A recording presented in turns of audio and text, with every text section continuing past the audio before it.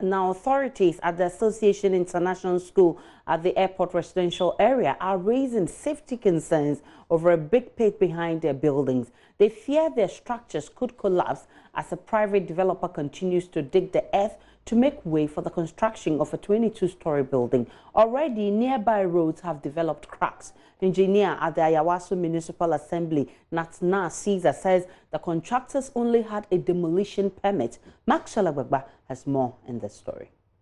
The project is expected to be completed in March 2021 on a site previously occupied by Starbow Company Limited. When completed, it will have residential apartment with retail and restaurant spaces to occupy the ground and first floors. The big pit, approximately the size of a football park, is located right behind the International Baccalaureate and Early Childhood buildings of the Association International School. Head of Secondary Division here, Reverend Dr. Susan Int'l Sch, is concerned about how the ongoing construction there has destabilized the earth. She fears that the buildings there could come tumbling down. She's also raising concerns about the congestion created on this stretch as a result of the ongoing construction. I've met head of the secondary school, Reverend Dr. Susan Int'l Sch. I've spoken to the site foreman, and I've spoken to the site foreman today, and he was like, well, these things are happening. When they dig and they go home and they come back, some of the sand has moved. So we're very concerned because, you know, there can be a landslide, subsidence to the property. And there are people living in that accommodation. You know, there are people who do business in that apartment building. There are families that live there. And behind that is our IB block. And, you know, we have some residential apartments and our LRC, Learning Resource Center. Head of school, Mrs. Audrey Doyumo, says the needed permits have not been granted for construction to take place. She's equally concerned about the dangers posed by the construction of the 22-story building here. When we went to court on Thursday, their lawyer admitted to our lawyer that they didn't have a permit and that he had told them to stop work. The only work that they asked us that they should do was to shore up the, they destabilized the whole soil. So basically there are incipient cracks, there are cracks on the road. That means that it can cave in any time. Our residents and IB block also, and our Learning Resource Center. If that building goes down, ours also will go down.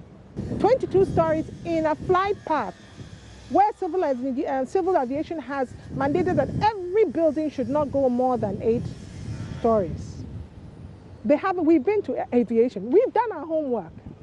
They haven't given them permission. They didn't even know what's going on. It seems as if a group or a cabal or a group of people are actually taking the law into their own hands and go rampant with our society.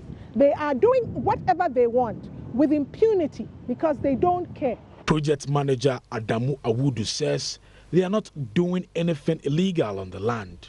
As the site engineer explained, it's nothing illegal. We are not doing galamsey here.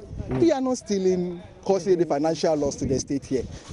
We are just adding development to the area. Okay. In addition, this development, $20–30 million, could have been anywhere. Could have been anywhere. And this is the type of development this country needs.